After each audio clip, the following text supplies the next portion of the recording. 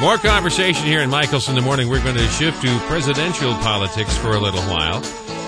Governor Mike Huckabee is joining us, running for president. This is our encore opportunity to have a conversation with him. Thank you for coming back to town, sir. Jan, it's always a pleasure. As I told you before, I was thrilled the very first time I came, but the greater honor is being invited back because I've been invited so many times once and told, hope you enjoyed your stay here. You'll never see the inside of this room again. That happens to you, too? Yeah, it does. And so it's a special thrill to come back. We ought to have some kind of a secret handshake. There ought to be some kind of a club or necktie that we could share, the One-Timers Club.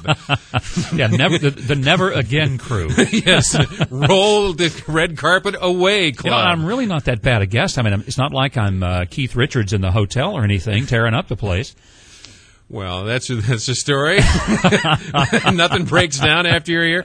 Well, I appreciate this because this gives Iowans an opportunity to find out by talking to them and listening to them who would be their next leader, and that we take that responsibility fairly seriously here in Iowa. We appreciate this kind of access. Because you guys pretend to be concerned with what we think, and we pretend to listen. It's a great dysfunctional relationship that we intend to keep going. Well, you know, I think, all kidding aside, there is a serious nature to Iowa politics, and it's one of the healthiest things about our process. It's one of the reasons that I'm very concerned about the front-loading of the primaries, everything moving up to February the 5th. Right. If that does, in fact, diminish the role that Iowa and also New Hampshire and South Carolina play, I think the country loses. I really do. It's not that Iowa necessarily loses, although they might not have as much of the sort of historic role. But frankly, I think the country loses because a person who wants to be president ought to have to not only make speeches to people, ought to have to listen to people and hear what the real concerns are. Well, New York Times reporter Tom Friedman the other day was complaining about Iowa's role, and he was suggesting, why should a bunch of ethanol farmers from Iowa determine the fate or be part of determining the fate of the nation? Why should a bunch of, in essence, hicks from Iowa have a role to play here? Well, let me turn it back on Tom Friedman. Why should a bunch of elitist, northeastern, affluent, boy, I better be careful that I could get written up in a story. But why would a group of people who never get outside of concrete and steel and who don't have a clue about the real world make the determination as to who ought to be the next president, which is what worries me with our current process. It's about celebrity and money. It's not about issues. And therefore, when that happens, I do fear that there's going to be a group of folks sitting around a nice desk somewhere in Washington or New York pontificating about who's the front runner and end up with a plutocracy in this country rather than the classic way of letting a candidate bubble up from the very heartland of America. Well, we're hoping you're bubbling up from the heartland here because we have a vested interest in somebody who understands the Midwest. We kind of like the idea that people come from this part of the country, and that can also relate to either side of the country. Well, when I visit New York regularly. I was there, in fact, earlier this week. I'm there. I was on the Stephen Colbert Show Monday night. So I understand what it's like to go there. I'll be in California next week. I understand what it's like to be there. But I visited over 30 foreign countries. I feel as much in a foreign country in New York and Los Angeles as I do when I visit any one of the other countries outside the borders. In what sense? Well, because it's culturally sort of somewhat disconnected in terms of lifestyle and perspective in a way that is unlike the way we live. Give us an idea of that. Help me understand that.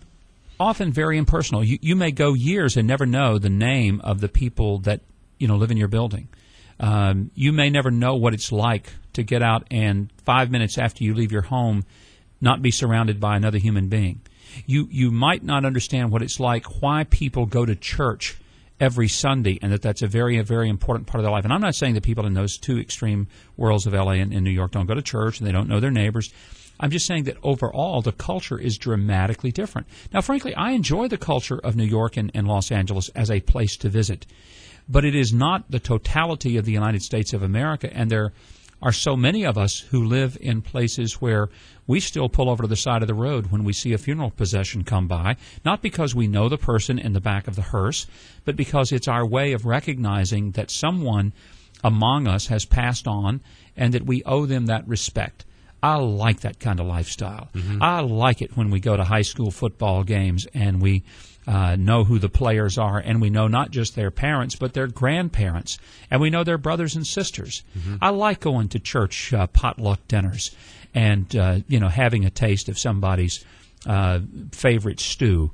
There's a part of this. It's taken you years to recover from those experiences, though. Yeah, now I don't eat as much of the stew, and I leave the dessert table alone.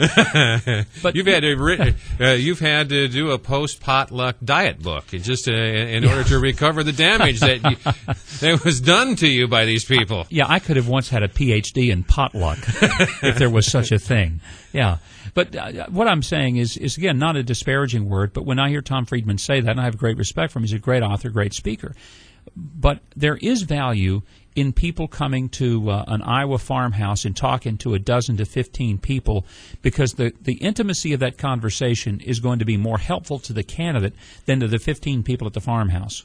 All right, so you've been around Iowa quite a bit already. You've done a lot of speaking. Yep. And you find out real fast what people really are concerned about. So I have to ask you, when you go out and speak here in Iowa, what are the handful of top priority issues that people ask you questions about? They want to know about border security. They want to know about how we're going to address the Iraqi war with a victorious but yet prompt conclusion. They're very interested in making sure that a person is principled on issues like sanctity of life, the Second Amendment, same-sex marriage. It's not that those are the first questions, but you better be right on those issues, and you better be consistent on them. People don't appreciate if you have sort of tailored your answers to fit the audience. They want you to be upfront, clear, honest, and forthright about your positions, because that really gives an insight into your moral compass, into your judgment system. Well, let's deal with those issues in that order, if we can. The border security, the illegal immigration issue, we were talking about that tangentially here this morning. There was, last week, about this time, there was an awful murder. Two people who were in the country illegally were working together illegally in an Iowa business. One of them, the guy, for whatever reason, went crazy and murdered his live-in girlfriend. They were working together. He's going to be in our criminal justice system and in our jail system for the next 30, 40 years. We're paying for his bill while he's sitting there in jail. She passes away because of his violence. Now the taxpayers here in Iowa are expected to pick up the bill for shipping her body back to her relatives in Mexico, and our Victims' Compensation Fund here in the state of Iowa is going to give her surviving dependents money, several $1,000s. So these two illegals here in the state are going to cost Iowa taxpayers over the long haul hundreds of thousands of dollars.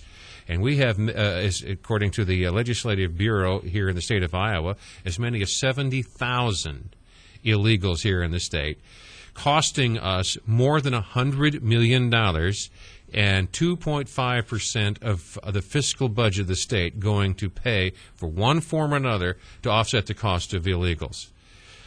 What are you prepared to do about some of those issues? Well, Jan, the first thing that I would do is to seal our border with a physical and or electronic fence, by the same reason that we have borders at airports, we have borders at major buildings and stadiums. You don't get in unless you go through the turnstile. And it's ridiculous for us to have these open, porous borders, and if we don't lock them down and secure them, then we're kidding ourselves that we're going to have any meaningful immigration reform. What do we do about the people, up to 20 million, who are here illegally now? We make it very clear that they have a limited window of time to report and acknowledge that they've broken the law. They have to pay a fine. They have to make restitution. They cannot have amnesty. That is not an option. We don't overlook the fact that they've broken the law, and they either go back home to Mexico or Guatemala or wherever it is they may have been, or they get in the very back of the line, having paid their fine and starting a process. Whether they have to go touch base home and then come back, I think that's negotiable. But it's not negotiable to have amnesty. It's not negotiable to give people an opportunity to get in front of the line for those who are trying to be legal. I was listening to CNN earlier, I think it was yesterday, and here is a report that butts up against what we're talking about. This is about 30 seconds. This is about the Salvation Army being sued by the EEOC in this country, and don't you want to know why? The Salvation Army is a Christian evangelical group best known for delivering aid in the time of emergencies and helping out during the Christmas season. But the organization is now a target of the U.S. Equal Employment Opportunity Commission. The EEOC has filed a 5-page complaint accusing the Salvation Army of discrimination on the basis of national origin. At issue is a Salvation Army policy that requires its workers to speak English in the workplace. 2 employees from Latin America were fired from this store after they were given a year to learn English but failed to do so. All right. Unbelievable. So they hire 2 people. I'm assuming they were in the country illegally. That's probably might be a false assumption, but assuming they are. They hired them knowing that they couldn't speak English, but the requirements, we'll give you a window of opportunity, make a good effort to speak English, and we have because we have a speak English at work policy here. They fired them after a year, and now the federal government of the United States is so motivated to go after the Salvation Army because they have employment regulations. That's absurd. I mean, frankly, if the Salvation Army, as an employer, says you've got to be able to speak Swahili, then you should have to speak Swahili. That's an employer's responsibility. It's absurd that the government would get into that. But, Jan, let's back up and look at the broader perspective. If anyone has an opportunity to be successful in this country, one really does need to learn the language of this country. Right. I've been to Israel 9 times, and one of the things that I'm most impressed with is that people come there from all over the world to assimilate. Right. From Ethiopia, from Romania, from Russia. Right. Here's what they have to do, because I've visited. Can you hang on? I can. I apologize, but we need to take a short time out. Go.